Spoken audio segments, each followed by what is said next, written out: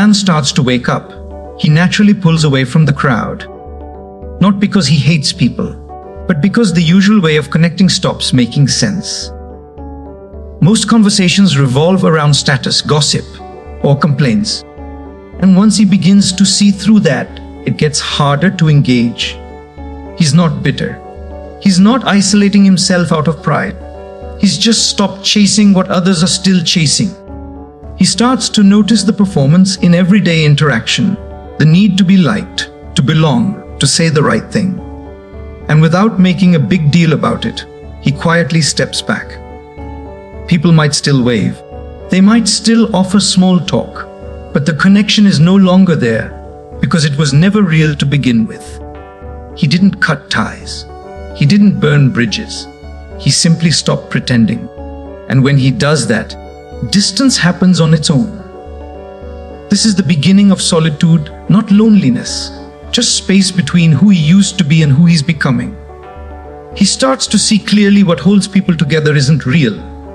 It's not depth. It's not truth. It's habit, comfort, and shared illusions. People bond over complaining about their jobs, over chasing status, over defending ideas they've never truly questioned. He used to do the same. He used to think that was connection, but now it feels more like noise. He notices how often people speak just to avoid silence. How much energy goes into keeping up appearances, the constant need for validation, for agreement, for reassurance. And once he no longer needs those things himself, he sees how dependent others are on them, how relationships often survive, not because of honesty, but because everyone agrees to keep the story going. He understands why people hold on to what feels familiar. He still cares, he still listens, but he no longer plays along. That shift, subtle as it is, creates distance all on its own.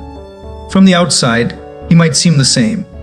He still shows up, he's still polite. He hasn't disappeared completely. But something fundamental has shifted, and the people around him can feel it, even if they can't name it. They sense that he's no longer trying to impress anyone, that he's not looking for approval, that he's not playing the social game anymore. Some find it admirable. Others find it unsettling because he's no longer easy to read, because he's not performing for anyone. He doesn't flatter, doesn't compete, doesn't entertain, and that makes him hard to place. People might say he's distant or too quiet, or that he's changed. What they really mean is he no longer fits into the roles they've grown used to. They liked him better when he reflected their values. Now he reflects something else, something still grounded and not dependent on being liked. People see him, but they don't really know him, because knowing him now would require them to see what he sees. And most people aren't ready for that. He once believed that staying connected meant staying involved, showing up, participating in conversations, maintaining appearances. But with time, that definition changed. As his priorities shifted inward, he stopped engaging out of obligation. Not because he cared less, but because he no longer needed others to affirm his place in the world. He still values connection, but not if it depends on constant engagement, emotional performance, or subtle negotiation for approval. He doesn't withdraw out of resentment. He simply no longer finds value in maintaining relationships built on pretense or expectation. To those accustomed to transactional connection, his presence can feel distant. But in truth, he's simply not playing the same role anymore. He no longer speaks just to keep the peace. He no longer sees himself through other people's eyes. What emerges in that space is not loneliness, but clarity. A calm independence that allows him to remain rooted even when others come and go. He's become honest, and from that honesty a deeper kind of freedom begins to take shape. From the outside, solitude is often misunderstood. To most people, being alone signals a lack of friends, of purpose, of belonging. But for a man who has begun to see clearly, solitude becomes something else entirely. He no longer fills his time with distractions just to avoid being alone with himself. he no longer seeks out constant company to escape discomfort. He's learned to sit in silence without needing it to end. What others describe as loneliness is often just unfamiliar stillness. They equate the absence of noise with emptiness. He's realized that most of what fills a typical day, talks, tasks, and duties, is just noise pretending to be important. In solitude, he sees himself without distortion. There's no one to impress, no image to maintain. And that clarity, while uncomfortable at first, becomes a source of strength. He doesn't avoid people, but he also no longer depends on them to feel complete. This shift usually confuses others. They assume he must be withdrawn, disconnected, or even arrogant. But in truth, he's simply content with his own presence. He has faced the silence most people run from and discovered it wasn't silence at all. It was peace. As he grows more inwardly stable, he becomes less predictable to others. Not by intent, but by the simple fact that he no longer participates in the subtle exchanges that define most social interaction. He does not mirror emotions to gain approval. He does not offer reassurance when it would mean denying what he sees. To those still dependent on external validation, this creates discomfort. They may interpret his neutrality as arrogance, his silence as judgment, his detachment as disinterest. In reality, he is none of those things. He's simply no longer invested in managing perception. Much of what people call connection is actually a performance, a mutual agreement to keep certain illusions intact. Once he steps outside that arrangement, he disrupts it just by being present. He doesn't argue or provoke or attempt to convert anyone to his view. But the absence of familiar signals, approval, flattery, emotional reinforcement makes others uneasy. Many of his previous friendships begin to fade, not because of conflict, but because the foundation they stood on no longer holds. He begins to notice how often relationships are maintained through shared complaints, routine habits, or the mutual reinforcement of personal narratives. Once he no longer participates in those patterns, the connection weakens on its own. He no longer feels compelled to offer agreement for the sake of belonging. He no longer entertains conversations that avoid substance. And he has no interest in maintaining ties that require him to shrink himself. This shift is not a rejection of others. It's the result of a change in what he's willing to invest his energy in. True friendship becomes something quieter, simpler, and far more rare. It is no longer based on shared illusions, but on mutual recognition. Two people who don't need each other, yet choose to walk alongside one another without expectation. These kinds of connections cannot be manufactured. They emerge naturally, if at all, and only when both individuals have stopped seeking to be completed by the other. Most social interaction relies on unspoken rules. You validate my perspective, I'll validate yours. We won't go too deep.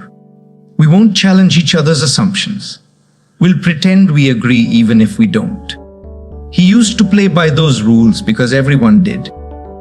But once he starts operating outside of them, the dynamic begins to break down. He no longer gives comfort just to ease tension. He doesn't pretend to agree when he doesn't. He's done with the little acts that keep everyone else feeling safe, but keep him feeling false. This isn't defiance, it's clarity. And that clarity is disruptive because it exposes how much of everyday life is based on mutual avoidance of truth. People notice even if they don't understand what's changed, they feel the shift. They sense that something familiar has gone missing. The constant exchange of comfort, validation, and distraction. And without him feeding the system weakens. Talks start to feel awkward. People stop reaching out as much. What used to feel warm and familiar now feels tense and uneasy. Not because he did something wrong, but because he stopped playing along. He hasn't rejected anyone. He simply stopped reinforcing a structure he no longer believes in. As his understanding deepens, something unexpected happens. He begins to need less. not just materially, but emotionally, socially, even intellectually. He no longer seeks recognition. He no longer relies on others to confirm what he already knows internally. And as that need dissolves, so do many of the relationships that once required it. This is the paradox. The clearer he becomes, the quieter his life becomes. Not because he's closed off, but because so much of what once filled his time was rooted in a search for external affirmation. Without that search, most social activity feels optional, if not unnecessary. He stops trying to be understood. He stops needing to explain. He no longer measures his presence by how much space he takes up in other people's lives. From the outside, this might look like withdrawal, but inside it's the opposite, a settling into something solid and real. He still values connection, but only when it emerges naturally, without demand or performance. He hasn't become cold. He is simply no longer dependent. And in that detachment, there's a kind of depth that can't be found through attachment. Once he wakes up, he can't unsee what he sees. He looks inward and the noise quiets. He looks outward and the world is still asleep. He sees the false certainty in people's eyes, the roles they perform, the beliefs they never question, the constant movement that masks an inner stillness they haven't touched. He no longer envies what others call connection, because he understands the cost. It often demands agreement, performance, conformity, and he won't trade truth for the comfort of fitting in.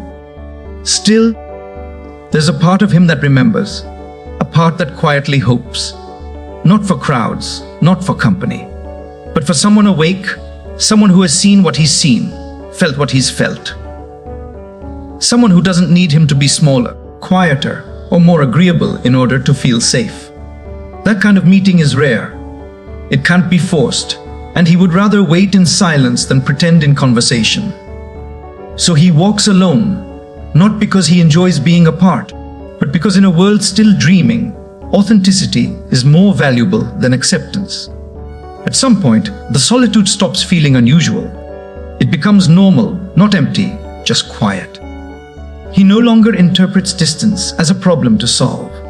He sees it for what it is, the natural result of no longer pretending. While others surround themselves with noise, he has learned to live in stillness. While many chase attention, he moves without asking to be seen. People often assume he must feel lonely, as if company, any company, is always better than walking alone. But they confuse isolation with absence. He is not absent. He is simply no longer performing. He has come to prefer the space that honesty creates over the closeness that illusion demands. This is the final shift. He doesn't need the world to wake up for him to feel whole. He doesn't need agreement to feel clear. And he doesn't need validation to know who he is. He walks alone, yes, but not as an outsider, as a man at peace with the cost of truth.